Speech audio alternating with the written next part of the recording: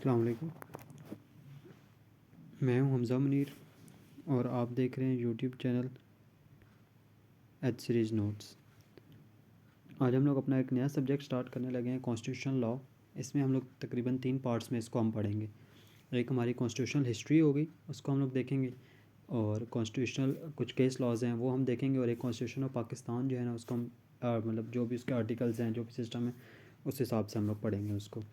आज हमारा सबसे पहला टॉपिक है वो है फंडामेंटल राइट्स के बारे में। कि एक ये लेक्चर जो है ये वैसे भी ओवरऑल सबके लिए भी इम्पोर्टेंट, एलएलबी के स्टूडेंट्स के लिए भी इम्पोर्टेंट है, वैसे भी जनरल पब्लिक के लिए भी इसको इम्पोर्टेंट है। ये fundamental rights, basic fundamental rights constitution में हैं कौन कौन से, और उन्हें एक्सरसाइज किस किस तरह किया जा सकता है, क्या उसके ऊपर रिस्ट्रिक्शंस हैं, क्या चीज़ें हैं, वो सब वो उस पर उसको हम लोग देखेंगे। अगर हम लोग बात करें फंडामेंटल राइट्स की, अगर हम बात करते हैं, इससे पहले स्टार्ट करने से पहले मैं आप लोग से रिक्वेस्ट करूंगा कि अगर अभी तक आपने मेरा चैनल सब्सक्राइब नहीं किया तो मेरा चैनल सब्सक्राइब कर लें, ताकि जितने भी आने वाली वीडियोज़ हैं वो आपको मिल सकें। अगर हम फंडामेंटल राइट्स की बात करें ना, fundamental rights are the basic rights of the citizens of the states. Fundamental right जो है ना बेसिक राइट होते हैं किसी भी सिटीज़न के, जो भी किसी स्टेट में रहता है। जी हम पहले भी आप पढ़ के आ चुके हैं फंडामेंटल राइट्स के बारे में। 4 कॉन्स्टिट्यूशंस आपने पढ़े, 2 आपने पार्ट 3 में पढ़े, ठीक है, और 3 आपने पार्ट 2 में पढ़े, 4 आपने पार्ट 2 में पढ़े हैं, तो वो उस पर भी आप फंडामेंटल राइट्स के बारे में काफ़ी कुछ जानते हैं। The present constitution of Pakistan 1973 has granted the fundamental rights in a part 2 chapter 1, ठीक है। पार्ट 2 और चैप्टर 1 में हमें ये मिलते हैं ऑफ द कॉन्स्टिट्यूशन। तो constitution has given the right to protected by law to every citizens, ठीक है। कॉन्स्टिट्यूशन ने एक राइट दिया है हर बंदे को कि वो अपने राइट्स को प्रोटेक्ट करे। लॉ ने उनके राइट्स को प्रोटेक्ट किया, और imposed upon them to the loyalty towards states. और उनके ऊपर देखें जहाँ पे कुछ राइट्स दिए हैं उन्हें, वहीं पे उनकी कुछ ड्यूटीज़ भी हैं, कुछ लॉयल्टीज़ भी हैं टुवर्ड्स स्टेट के, उन्होंने कैसे ओबीडियंस करनी है स्टेट की और कैसे लॉ को ओबे करना है। These fundamental rights are also subject to some restrictions and limitations. अब जैसे फंडामेंटल राइट्स अगर आपने किसी को दिए हैं तो उनके ऊपर कुछ लिमिटेशंस, कुछ रिस्ट्रिक्शंस भी उसके ऊपर हैं। Meaning and definition of the fundamental rights. Fundamental rights are the rights which have their source in federal constitution. Fundamental rights basically वो राइट्स होते हैं जिनकी जो सोर्स होती है ना वो आपको फेडरल कॉन्स्टिट्यूशन में मिलती है, and which are explicitly and expressly granted by it. और कॉन्स्टिट्यूशन ने इसको एक्सप्लिटली और एक्सप्रेसली कॉन्स्टिट्यूशन ने इसको ग्रांट किया होता है कि यार ये आपके फंडामेंटल राइट्स हैं, ये आप एक्सरसाइज कर सकते हैं। रेलिवेंट प्रोविजंस अगर हम देखें इसकी फंडामेंटल राइट्स की, तो आर्टिकल 8 से लेकर जो 28 तक आर्टिकल्स हैं ना वो हमारे कॉन्स्टिट्यूशन में वो डील करते हैं। इसके इस्लामिक रिपब्लिक ऑफ पाकिस्तान 1973 का जो कॉन्स्टिट्यूशन है वो हमारे वहाँ पे डील करते हैं फंडामेंटल राइट्स से। Importance of the fundamental rights. Fundamental rights की इंपॉर्टेंस हम देखते हैं कि कैसे हमें इंपॉर्टेंस, आर्टिकल 8 जो है ना वो हमें बता रहा है कि यार ये इंपॉर्टेंस है फंडामेंटल राइट की किसी भी वो पाकिस्तान के कॉन्स्टिट्यूशन के अंदर। In the constitution of republic of Islamic republic of Pakistan the list of federal fundamental rights have been given. एक पूरी एक लिस्ट दी गई है कि ये आपके राइट्स हैं। It has been clarified an article 8। Article 8 के अंदर इस चीज़ को क्लैरिफाइड कर दिया गया कॉन्स्टिट्यूशन के, that law which is inconsistent, कि जो वो लॉ जो एक इनकन्सिस्टेंट होगा, जो कॉन्फ्लिक्टिंग होगा फंडामेंटल राइट्स से, shall be declared void to that extent. वो कहते हैं कि वो जो लॉ आपका होगा ना, इंपॉर्टेंस में वो बात करेंगे, कोई भी लॉ अगर आपका फंडामेंटल राइट्स के ख़िलाफ़ होगा तो वो उस एक्सटेंट तक, जिस एक्सटेंट तक वो फंडामेंटल राइट के ख़िलाफ़ है, वो नल एंड वाइड होगा, ठीक है। State can not make any law, कोई भी जो स्टेट है पाकिस्तान की कोई ऐसा लॉ नहीं बनाएगी which takes away the and abridge the rights of the citizen individuals, ठीक है। वो कहते हैं कोई भी ऐसी ब्रिजेस जैसे कहते हैं, अब के स्टेट का नोट कोई भी ऐसा लॉ नहीं बनाएगी जो किसी बंदे के राइट्स को, किसी सिटीज़न के राइट को ब्रिज कर दे, कोई ब्रिज लगा दे उसके ऊपर, या उसको कोई रिस्ट्रिक्शन कर दे उसके ऊपर, ठीक है। This shows the supremacy and importance of the fundamental rights. ये चीज़ हमें बताती है कि फंडामेंटल राइट्स कितने इंपॉर्टेंट हैं और कितनी उनकी सुपरमेसी है। एक ये केस लॉ है PLD 1987, कराची का केस है, 285 पेज नंबर है ये, ठीक है। ये हमें केस लॉ में इसमें क्या उन्होंने कहा था, it was held that no law will be accepted as good law, कहते हैं कोई भी लॉ गुड लॉ नहीं माना जाएगा तब तक if it is violation of the fundamental rights, अगर वो वायलेशन है फंडामेंटल राइट्स की ऑफ द सिटीजन्स, ठीक है। तो इससे हमें इसकी इंपॉर्टेंस का पता चल गया, ये आर्टिकल 8 में हमें पता चलता है। Fundamental rights on the constitution relating to person and body. अब वो फंडामेंटल राइट्स जो वहाँ पे कॉन्स्टिट्यूशन के अंदर रिलेटिंग टू बॉडी हैं, बॉडी जो ह्यूमन बॉडी के रिलेटेड हैं, वो सिक्योरिटी फॉर पर्सन, इस पर्सन की सिक्योरिटी के बारे में according to constitution no person shall be deprive of liberty, किसी बंदे को आप आज़ादी से, लिबर्टी से डिप्राइव नहीं कर सकते, ऑफ लाइफ, किसी की आप लाइफ नहीं ले सकते, accept in the accordance with the law.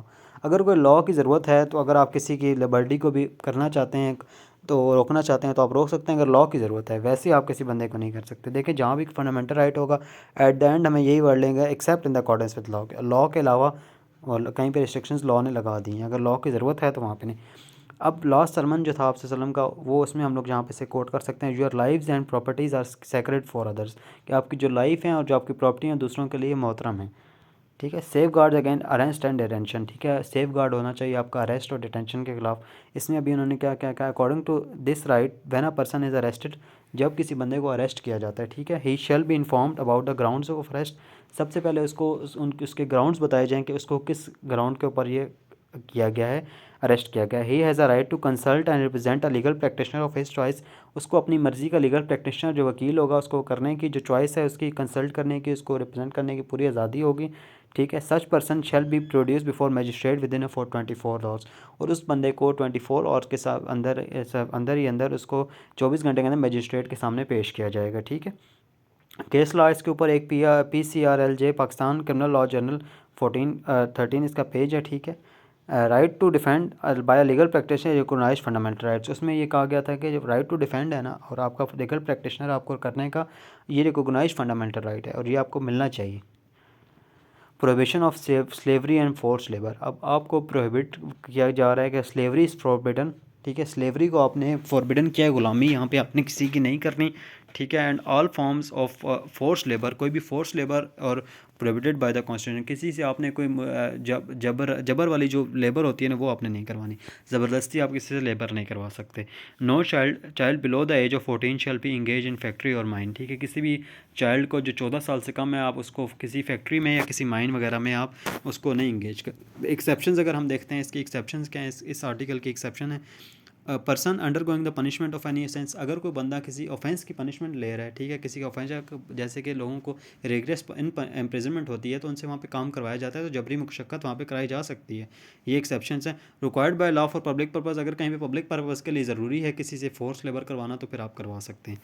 Protection against retrospective punishment, ठीक है, कोई आपकी ओल्ड पनिशमेंट, आर्टिकल 6 के अलावा, ठीक है, यहाँ पे कोई भी ऐसा आर्टिकल नहीं है जिस अगर इसकी रेट्रोस्पेक्टिव जो पनिशमेंट होती है ये आपकी होती है कि आपने जुर्म पहले किया पर अगर बाद में भी वो जुर्म जो है ना जुर्म सब बन गया ना, मतलब जब आपने जुर्म किया था वो काम किया तब वो जुर्म नहीं था। ठीक है। पर जब बाद में आप आए ना, ठीक है, जब बाद में आप वो डिक्लेयर कर दिया कि ये जुर्म है तब आपको उसकी भी सज़ा होगी। ठीक है। हाई ट्रेजन का होता है, ये गद्दारी का जो केस होता है इसमें सिर्फ ये होती है। फोर्स फॉर एन एक्ट और ओमिशन, ठीक है, law is not authorize to punish, ठीक है, लॉ को किसी को पनिशमेंट के देने के ऑथराइज नहीं है। फॉर एन एक्ट और omission that was not punishable at the time of the act और ओमिशन, ठीक है, को वो एक्ट उस बंदे ने तब किया था जब उसने वो एक्ट किया था तब वो था ना वो पनिशेबल नहीं था। ठीक है। At that time no greater और different penalty except which is prescribe by the law itself, ठीक है, कोई भी आप ये नहीं कि अगर लॉ के अंदर लिखा हुआ है कि 10 साल है तो आप उसको 12 साल सजा दें, जो लॉ के अंदर लिखा हुआ है उसी की और डिफरेंट पेनल्टी भी आप नहीं दे सकते, वही पेनल्टी जो लिखी है वो आपने देनी है। इसकी एक्सेप्शंस हैं। ठीक है। आर्टिकल 6 जो है ना इसकी एक्सेप्शन है, हाई ट्रीजन वाला जो है ना, जो गद्दारी का देखें, जो मुशर्रफ का आज भी चल रहा है। ठीक है। मुशर्रफ ने लगाई इमरजेंसी तब थी पर उस पर केस जो है ना आज भी चल रहा है क्योंकि ये 1973 में ये बाद में इसको अमेंड किया गया था। ठीक है। तो उसके बाद भी ये वो है रेट्रोस्पेक्टिव पनिशमेंट उसको कह सकते हैं। उसका हाई ट्रीजन की जो सज़ा है ना वो बाद में भी हो सकती है कि अगर आपने तब जब जुर्म किया हो तब वो बेशक जुर्म ना हो पर बाद में भी आपको उसकी सज़ा होगी। प्रोटेक्शन अगेंस्ट डबल पनिशमेंट, ठीक है, अगर कोई डबल पनिशमेंट, इसको जियोप्रेडिक कहते हैं। ठीक है। जियोप्रेडिक कहते हैं। ठीक है। No person shall be punishment और prosecuted for a same offence for more than once, ठीक है, किसी बंदे को आप प्रोसिक्यूट या पनिशमेंट नहीं दे सकते, एक ही जुर्म के लिए 2 बार आप पनिशमेंट उसको नहीं देंगे। ठीक है। एक पनिशमेंट आपने इसको दी, ठीक है, दोबारा ये नहीं होगा कि उसी के लिए दोबारा इसको पनिशमेंट दे देंगे। ठीक है। दिस इज कॉल्ड जियोपार्डी, इसको जियोपार्डी कहते हैं, इसको डबल जियोपार्डी इसको कहते हैं। ठीक है। No person shall be compelled to give witness against himself, और किसी बंदे को कोई ऐसा नहीं किया जाएगा, कोई कंपेल नहीं किया जाएगा वो अपने खिलाफ खुद कन्फेशन दे या कोई टॉर्चर वगैरह करे, उसके ऊपर टॉर्चर करें ताकि वो कन्फेस कर ले, ऐसा कुछ भी नहीं होगा। ठीक है। एक्सेप्शन अगर हम देखें, केस लॉ ने एक एक्सेप्शन इसको किया, केस लॉ है PLD 1983 है, फेडरल शरीयत कोड 173 इसका। It if the accuse offers himself to appearance as a witness then the provision is not applicable, अगर वो खुद कहता है कि मैं कन्फेशन देना चाहता हूँ तो वो तब कन्फेस कर सकता है। ठीक है। उसके अलावा आप उसको कन्फेशन नहीं कर सकते। अगर वो खुद कहता है कि मैं विटनेस के तौर पर अपने खिलाफ ही पेश होना चाहता हूँ तो तब भी वो हो सकता है। इसके अलावा आप किसी भी बंदे को उसके अपने खिलाफ विटनेस नहीं रख सकते। ठीक है। Inviolability of dignity of man, ठीक है। अब dignity is defined as a quality of being worthy और ऑनरेबल। डिग्निटी क्या है कि आप किसी कोई वर्दी है, कोई ऑनरेबल बंदा है, ठीक है, उसकी डिग्निटी होती है, ठीक है। उसको हमने according to the constitution the dignity of the man and the privacy of home shall be inviolable, ठीक है। जो आपकी डिग्निटी है ना मैन की, ठीक है, उसको और आपका जो वो होम की प्राइवेसी होती है उसको कोई बंदा भी उसको डिस्टर्ब नहीं कर सकता, उसको कोई बंदा भी वो इनवालेबल होगी, वो बर्दाश्त नहीं की जाएगी, ठीक है। नाकाबिल तस्खीर जिसको कहते हैं, नाकाबिल बर्दाश्त कह सकते हैं इसे। राइट ऑफ फेयर ट्रायल की अगर हम बात करें, every person entitle to have to fair trial and due process of law, ठीक है। हर बंदे को हक है कि उसको फेयर ट्रायल हो उसका, ठीक है, उसको ड्यू प्रोसेस ऑफ लॉ के मुताबिक उसका हो, ठीक है। Under the law everyone who is charge with criminal offence is presume innocent until proven guilty.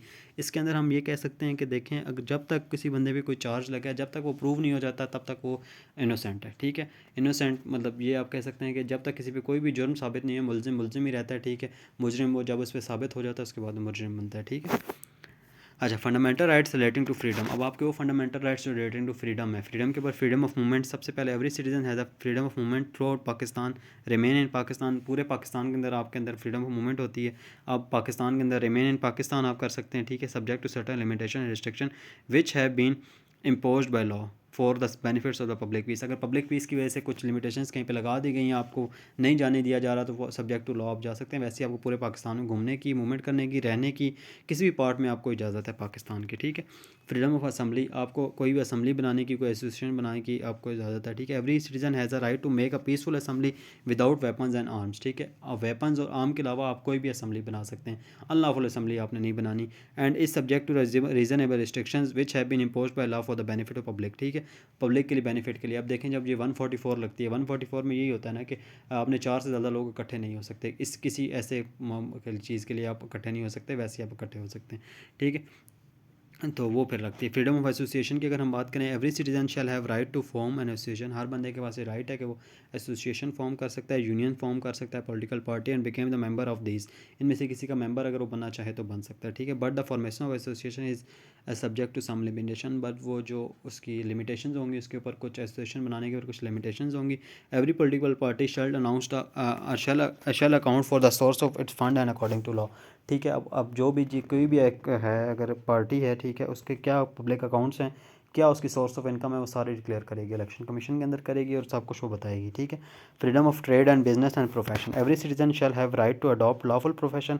हर बंदे के पास ये है कि वो लॉफुल प्रोफेशन अडॉप्ट करे, ऑक्यूपेशन अडॉप्ट करे and conduct the trade and business subject to such qualification if any, ठीक है। जो भी क्वालिफिकेशन होगी उसको पूरी करने के बाद वो कर सकता है। ये नहीं हो सकता कि जो प्रोफेशन उसने लेना है उसके लिए उसकी क्वालिफिकेशन ही नहीं है तो वो बाद में कहे जी मेरा फंडामेंटल राइट है। फंडामेंटल राइट तभी पूरा होगा जब उसकी क्वालिफिकेशन पूरी होगी, ठीक है, उसके लिए वो पूरा उतरता होगा, उसके म्यार पे फिर ही वो आ सकता है।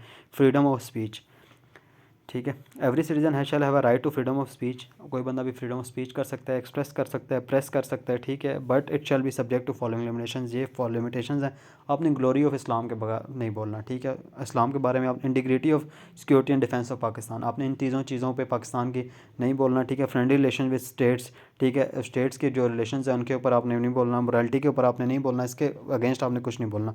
कंटेम्प्ट ऑफ कोर्ट आपने नहीं करनी, ठीक है। इंड्यूसमेंट ऑफ ऑफेंस, किसी बंदे को आपने कोई ऑफेंस करने के लिए इंड्यूस नहीं करना। ये नहीं हो कि आप मीडिया पे आके लोगों को कह रहे हो कि यार ये जुर्म करो, ये करो, ये करो, ये चीज़ें गलत हैं, ठीक है। ये फ्रीडम ऑफ स्पीच में नहीं आती, इनके ऊपर लिमिटेशन हैं। फ्रीडम ऑफ रिलीजन, हर बंदे को हक है कि वो अपना रिलीजन जो अडॉप्ट करना चाहे वो कर सकता है। Every citizen has a right to promote practice and spread in religion. जो भी रिलीजन है, आपको पता है पाकिस्तान में माइनॉरिटीज़ भी रहते हैं, वो भी अपना रिलीजन प्रैक्टिस कर सकते हैं, इसी तरह प्रमोट कर सकते हैं, प्रैक्टिस कर सकते हैं, ठीक है। उनके रिलीजन को स्प्रेड करना चाहते हैं तो तब भी वो कर सकते हैं। Every religion and sect have been establish to maintain and manage religious institution. हर मज़हब को और हर जो ये सेक्ट है, ठीक है, हर जो सुन्नी शिया हैं, इनको अपने मदारस बनाने की, अपने रिलीजियस इंस्टीट्यूशन बनाने की हक है। इमाम बारगाह बनाएं तब भी इनको बना सकते हैं, मस्जिद बनाना चाहें, अपनी जो भी दरबार बनाना चाहें, हर चीज़ बना सकते हैं।